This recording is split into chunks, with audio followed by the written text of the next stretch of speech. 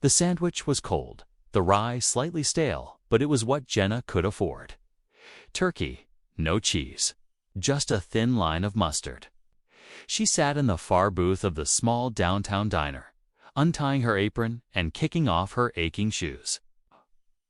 Her break was short, 10 minutes, maybe 12. If her manager got distracted, across the dining floor, a janitor mopped the corner tiles.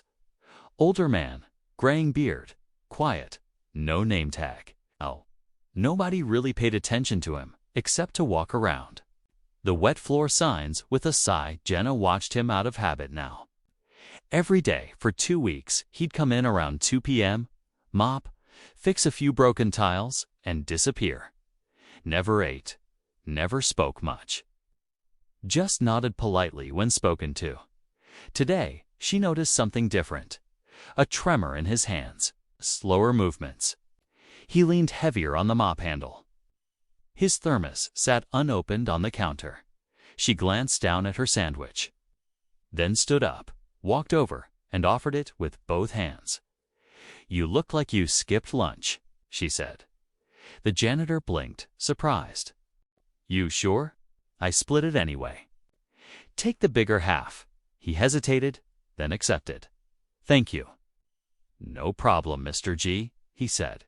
Just G. "All right then, Mr. G." They ate in silence. And somehow, that silence felt like company, a quiet understanding. No performance required, no small talk needed. The next day, he came in again. Same mop, same jacket. Jenna was waiting with 2 sandwiches. "You don't gotta do that," he said. "Yeah, well, I'm stubborn. Get used to it." He smiled. Barely, but enough to show he appreciated it. And so, the ritual began. Twice a week, then 3. Jenna would split her lunch and Mr. G would listen while she talked about rude customers, her student loans, her roommate who never cleaned, her dreams of running a bakery someday. He never offered advice, just listened. He never talked about himself, and Jenna never asked. One rainy Tuesday, the diner's power cut out. Generators failed. Orders were canceled. Half the staff left early. Jenna stayed, hoping the manager would still pay her for the full shift. She sat at her usual booth, watching raindrops streak the window like slow tears. Mr. G arrived, soaked from the storm, coat dripping. He nodded at her, then approached.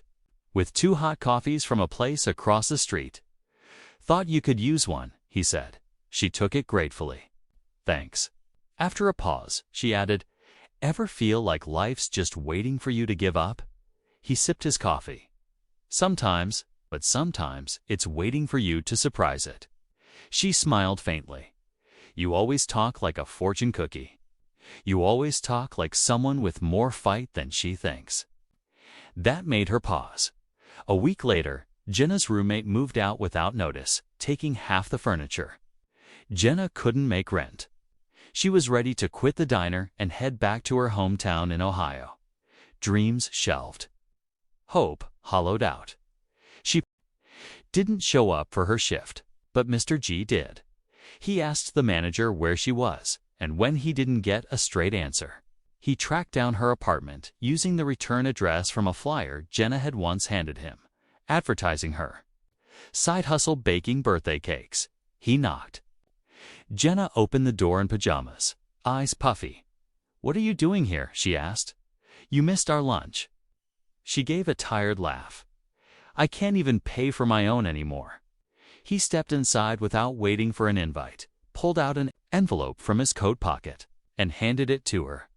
Inside was a card with her name on it, Jenna Reyes, Assistant Operations Coordinator. A salary. A contract, health benefits. She blinked. "What is this?" "A job," Mr. G said. "At my company, if you want it." She looked up sharply. "Your company?" He nodded. "I go by Gerald Walker. Most people know me as GCEO of Walker Industries." She stared at him. You clean diners." "I observe people," he corrected. "Titles don't show character, circumstances do." And what I passed your secret test. He didn't smile. Just said, you gave with nothing to gain. You were present when most people look past. That's rare.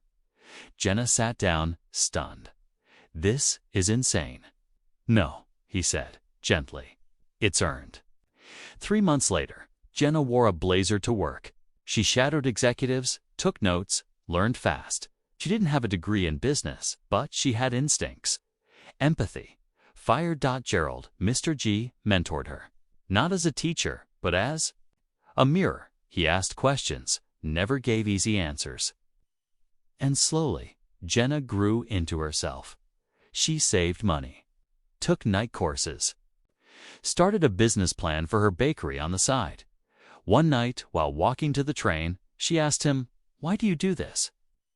"Pretend to be a janitor." He looked at her, more serious than usual. "I lost my daughter," he said.